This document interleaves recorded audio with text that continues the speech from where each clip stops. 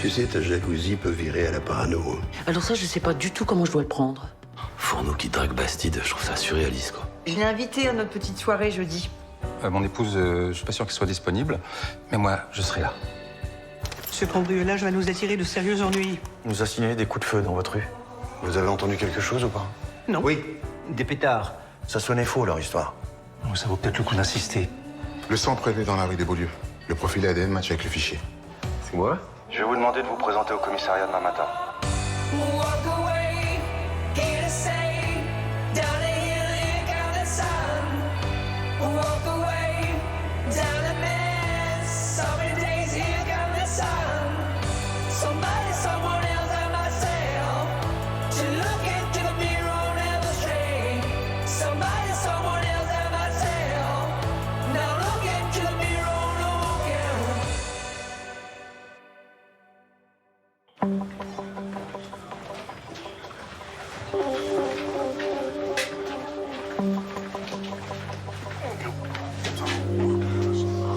Vous arrêtez de bouger.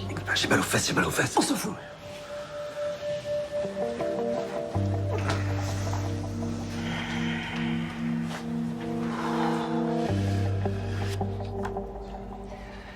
Je ne comprends pas du tout ce que nous faisons ici. Bon, bah, c'est très simple. J'aimerais revenir sur les coups de feu que votre voisin a entendus du côté de chez vous mardi dernier. Mon frère vous a déjà dit que ce devait être des pétards. Monsieur Beaulieu, vous confirmez? Oui. Oui. Ok. Vous avez une arme chez vous? Non. Pas d'arme de tir, de carabine, rien? Puisqu'on vous dit que non. Bien, je crois que nous avons fait le tour. Henri? Moi pas, Madame Beaulieu, j'ai pas encore fini. Cédric, s'il te plaît, tu peux? Merci. On a retrouvé du sang devant chez vous. Vous auriez pas une idée de ce qui a pu se passer par hasard? Alors, nous vivons en bordure de forêt. Peut-être qu'un animal blessé par des chasseurs maladroits a dû passer par là. Un animal. Oui. Un animal très humain, alors, car après analyse, on a pu identifier que ces traces de sang appartiennent à Monsieur Dimitri Ferrand. Ce nom vous dit quelque chose? Non. Ah non.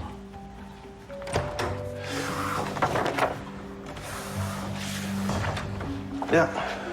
Allez-y, monsieur. Asseyez-vous ici, s'il vous plaît. Bonjour madame, bonjour monsieur. Bonjour. Bonjour. Bien. Est-ce que vous reconnaissez cet homme? Par tous les astres. Putain. Je vais te faire la peau.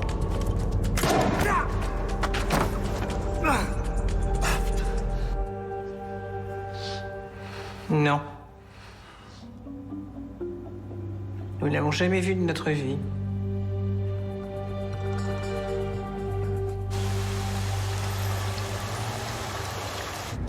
C'est adorable de m'accompagner au boulot.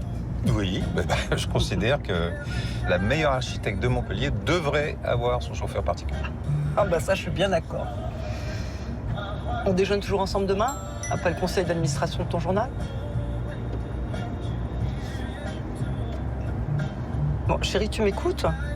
Tu devrais pas regarder ton téléphone au volant. Ah oui, pardon. Oui, bien sûr, on déjeune toujours ensemble demain, madame l'actionnaire. En revanche, je pourrais pas dîner avec toi ce soir. Ah bah non, je m'étais arrangé pour finir plus tôt. Eh oui, je suis désolé, mais je viens de recevoir un message du directeur du cabinet et du maire. Il me confirme le dîner de ce soir. Bon bah tant pis, je regarderai un film en t'attendant. Désolé.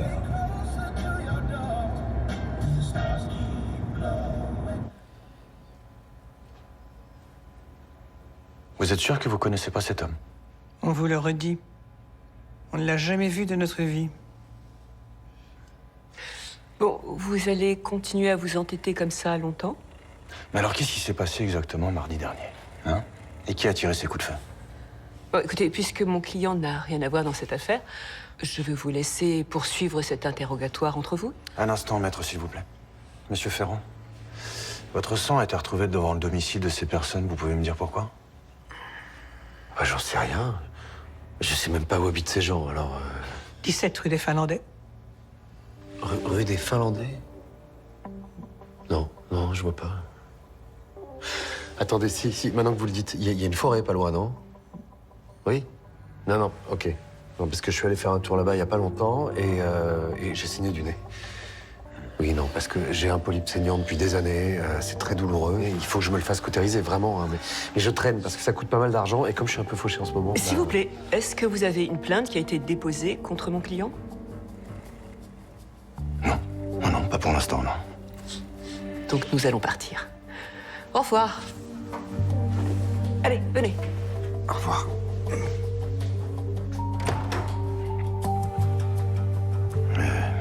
C'est ça, au revoir.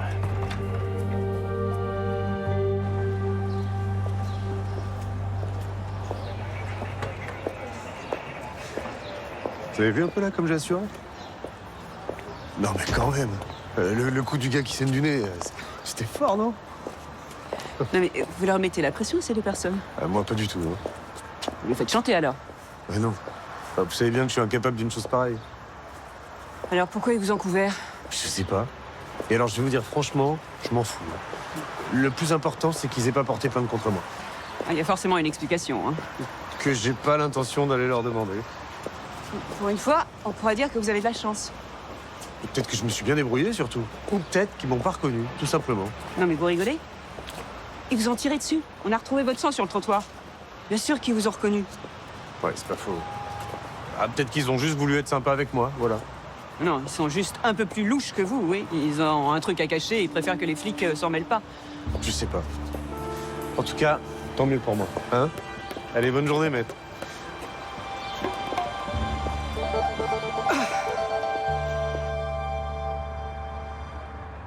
Je suis désolée, mais ce nouveau planning est encore trop coûteux. J'ai pourtant réduit l'effectif au strict minimum. C'est pas suffisant. Je vois pas ce que je peux faire de plus sans risquer une baisse problématique de la qualité des soins ou un burn-out des équipes. Mais regardez la nuit, là, par exemple. Vous avez mis 3 infirmières. Vous pourriez peut-être passer à 2. Oh bah, bien sûr, oui. Ça fera 4 patients supplémentaires par infirmière, bah oui. Non, c'est pas possible. Et dans ce cas, c'est à vous de trouver une solution, hein, parce que là, en l'état, ça passe pas. Hein. C'est ce que je vous dis. La seule solution, ce serait une baisse de la qualité des soins. Et ça, moi, je ne cautionne pas ça. Sans compter que ma responsabilité, c'est aussi d'assurer au personnel des conditions de travail, disons, acceptables. Eh bien, écoutez, ma responsabilité à moi, docteur Martin, c'est d'assurer la viabilité économique de cet hôpital, d'accord? Et pour ça, je dois réduire les coûts, sinon on va être obligé de fermer des lits, vous le savez, ça. Je sais que ce que je vous demande n'est pas simple, d'accord? Mais vous allez y arriver. Je vous fais confiance. Courage.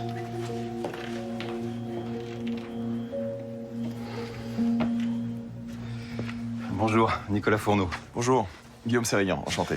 Déjà, merci beaucoup d'avoir accepté de venir jusqu'ici pour participer à ce podcast. Écoutez, je vous en prie, merci à vous de me recevoir. Bonjour. Bonjour. Alors, je ne sais pas si on vous a expliqué la manière dont ça allait se dérouler. Non, pas encore. Bon, alors c'est très simple. Kira va filmer, va enregistrer pendant que je vous poserai les questions. Et on a envie de donner à ce podcast un ton assez décontracté. C'est pour ça que ce sera plus une discussion, plus qu'une véritable interview. Eh ben, écoutez, ça me va parfaitement. On va explorer l'ensemble de votre parcours et essayer de comprendre ce qui vous a amené à créer Sérignan Immo avec tout le succès qu'on connaît aujourd'hui. Alors j'imagine que vous allez parler de mon passé de footballeur, non? Oui, et puis on va parler un peu de votre blessure aussi, si ça vous dérange pas. Ça me dérange pas, écoutez, c'est un peu à cause de ça ou grâce à ça, c'est selon que je suis rentré dans l'immobilier. Très bien, vous allez nous raconter tout ça. Ah bah écoutez, j'espère que vous avez un peu de temps parce que j'adore parler de moi. C'est parfait. Vous inquiétez pas, on prendra tout le temps qu'il faut. C'est gentil. C'est bon, Kira? C'est parti. Guillaume Sérignan, ça fait quelques mois maintenant qu'on entend votre nom et surtout le nom de votre société. Ça passera pas. Elle réduit les effectifs, bon sang, ça passera pas. Merci, je suis au courant. Bah oui, tu es au courant, mais on fait quoi, nous? Je sais pas encore, faut que je réfléchisse. Refuse. Ah, je suis pas mécontente de t'avoir demandé ton avis. Non, mais m'en veux pas. Moi aussi, je suis emmerdé. Qu'est-ce que tu veux? Si je refuse, ils mettront quelqu'un d'autre à ma place qui fera exactement ce qu'ils demandent. C'est exactement ce qu'ils feront. Alors? Ben alors, faut que je réfléchisse. Mais je vais trouver.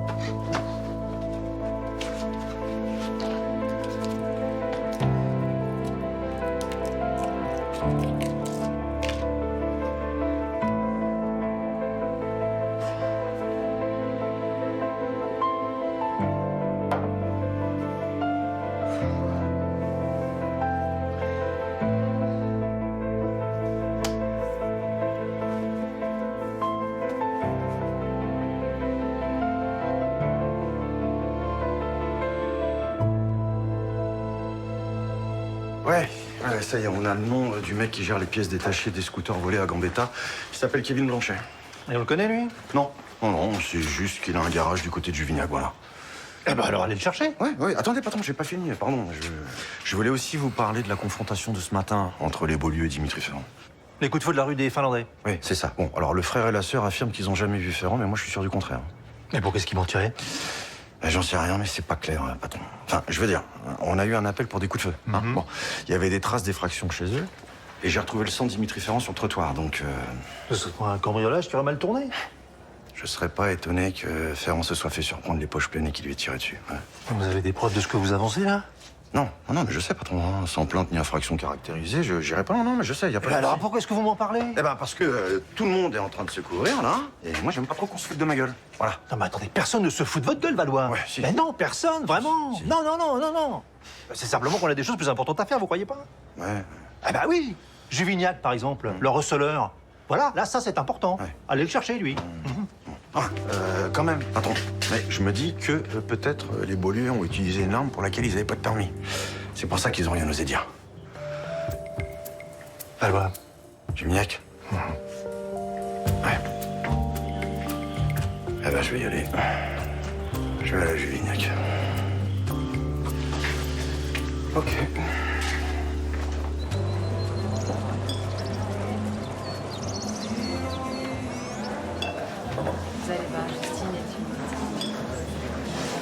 Ah, Juliette, c'est parfait, comme d'habitude. Bon, super.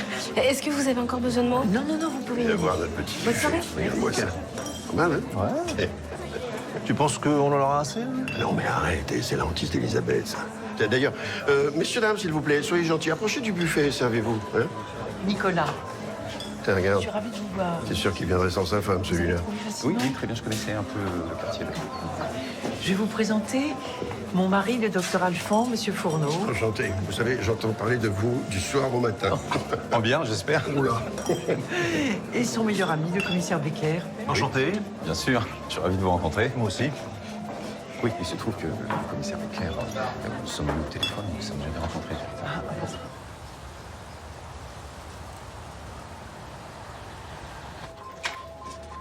Marc, tu viens boire un verre avec nous? Non, je peux pas, j'ai pas terminé. T'es sur un article? Non, je cherchais une courroie de rechange pour faire réparer un vieux projecteur Super 8. J'en ai trouvé une sur un site, j'attends que le vendeur me réponde, là. Un projecteur de quoi? Super 8. Ah oui, mais non, mais t'es trop jeune, tu peux pas connaître. Oh, je connais Michel Sardou, hein. Bah d'accord, super. Non, le format Super 8, ça date des années 60. Ça correspond à des films cinématographiques de 8 mm, mais avec des perforations plus petites. Tu vois ce que c'est? Non. Eh bah tu vois. Et pourquoi tu veux réparer ça? Et parce que j'ai acheté un projecteur chez une amie antiquaire. Il y a un film coincé dedans, j'aimerais vraiment savoir ce que c'est. Ah, ça se trouve, c'est un scandale d'époque. Ouais, ou alors c'est un gros film érotique. Moi j'imaginais plus Blow Up. Blow. Quoi? Blow Up, le film d'Antonioni. Ça raconte l'histoire d'un photographe qui a cru prendre par inadvertance un meurtre en photo. Vous voyez ce que c'est? Oui. Palme d'or en 67 à Cannes, chef-d'œuvre absolu. Mais j'imagine que tu l'as vu quand il est sorti, toi. Plusieurs fois, du coup. 67. Cassez-vous. Eh ben voilà, on va bientôt être fixé. Il vient d'accepter mon offre. Hein.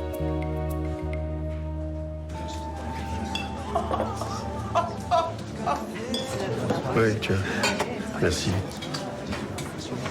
J'adore votre voix. Regarde, c'est pareil, des choses. Un coq dans sa basse-cour, je te dis. Mais il l'a fait rire, tu devrais être content. Et je peux être désopilant, moi aussi. Hein. Ah ben j'en suis sûr. Tu te fous de moi, quoi? Attends, t'as aucune raison d'être jaloux. Hein. Ah, si, je te dis. Elle me parle de lui sans arrêt. Il faut nous par-ci, il faut nous par-là. Et que je t'offre une édition originale de poésie. Ah oui, quand même. Bah oui, quand même, bien sûr. C'est tellement réussi. Ah non, mais je te jure. Un coq. Et sous mes yeux, en plus. Attends, tant qu'Elisabeth ne cède pas à ses avances, tout va bien. J'aimerais bien t'y voir, toi. Ah bah avec moi, ce serait vite réglé, hein, il serait dehors. Tiens-moi ça. Non mais je rigole. Hein. Tiens-moi ça, je te dis. Tu vas faire quoi? Un coq au vin. Je vous en prie.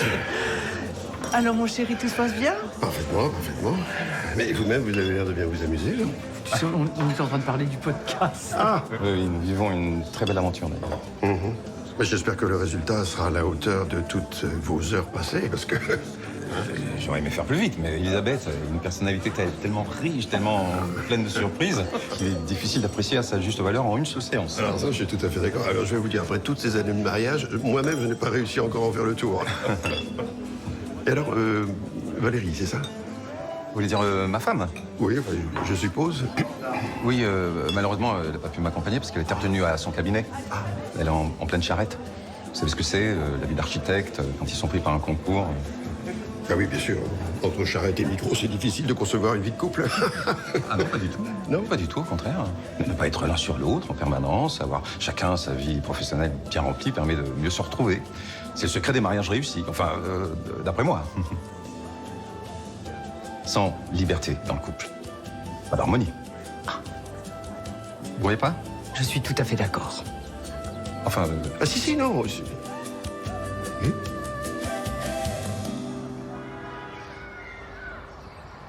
Et donc, là, j'arrive dans la salle d'interrogatoire. Et moi, je pensais qu'on allait faire mon procès, tu vois. Et... Ah, ouah! Ouh, ça brûle. Bientôt fini. Attends. Bon, et donc, qu'est-ce qui s'est passé? Et donc, ils ont fait semblant de pas me reconnaître. Bah, tu te rends compte, je les cambriole, ils me tirent dessus, et c'est comme s'ils m'avaient jamais vu. C'est bizarre, hein? Pourquoi ils ont fait ça? Mais je sais pas. Bon, en tout cas, moi, je pensais finir la journée en garde à vue, et je suis ressorti libre. Ouais, tu sais très bien ce que j'en pense, hein? Hein? T'as eu de la chance? Ouais, de la chance, c'est aussi ce que mon avocate m'a dit, mais moi, je vois plutôt ça comme un signe du destin, tu vois. La chance, elle me sourit à nouveau, là, les choses vont changer. Si t'arrêtes tes plans foireux. Allez, rhabille-toi. Bon, merci en tout cas. Puis, s'il y a quoi que ce soit que je peux faire pour toi... Ouais, bah écoute, je te demande juste de bien nettoyer ta plaie régulièrement. Tu as tout là-dedans. Merci. Et si tu pouvais te tenir à carreau, comme ça m'éviterait de jouer les infirmières clandestines. Ça m'arrangerait. D'accord.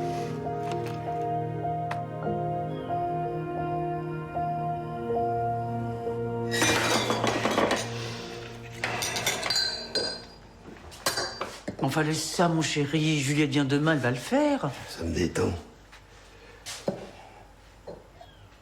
C'était chouette cette soirée, hein. Très sympa, ce petit apéro. En plus, je suis contente parce que j'ai pu présenter à Nicolas 2-3 connaissances qui ont le profil parfait pour ses podcasts.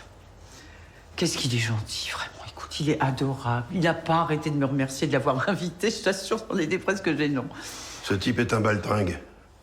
Bah, enfin, qu'est-ce qu'il te prend? Pourquoi tu dis ça? Bon sang, mais il t'a dragué toute la soirée, et mollement en plus. Hein. Écoute, alors je sais vraiment pas où est-ce que t'es allé pêcher un truc pareil. Ah ouais. Tu rigoles ou pas? Il t'a compté fleurette toute la soirée, j'en étais même gêné, moi. Ah bon?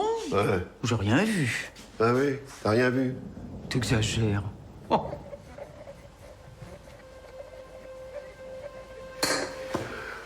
Bon, bah, je vais me coucher. C'est ça. Je suis épuisée. Va aller.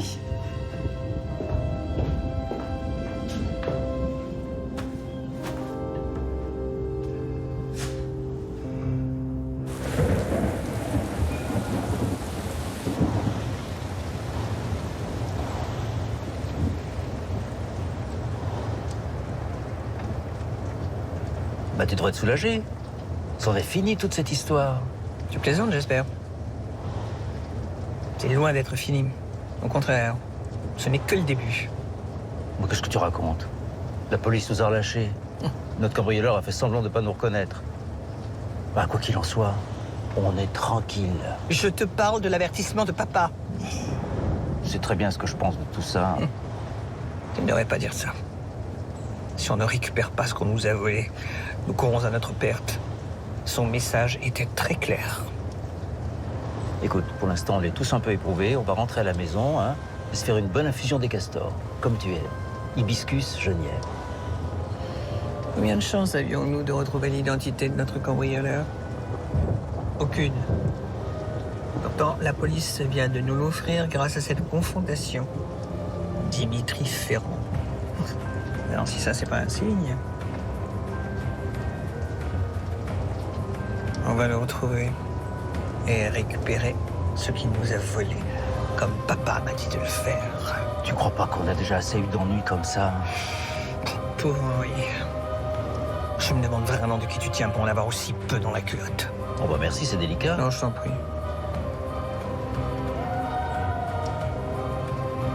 Tu sais très bien qu'on n'a pas le choix. Il faut qu'on s'occupe de lui.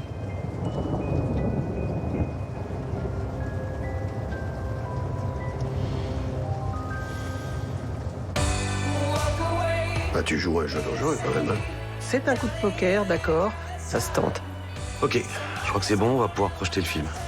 Marc, c'est une famille qui pique-nique dans un parc. J'aimerais beaucoup vous inviter à boire un verre la semaine prochaine. Montez!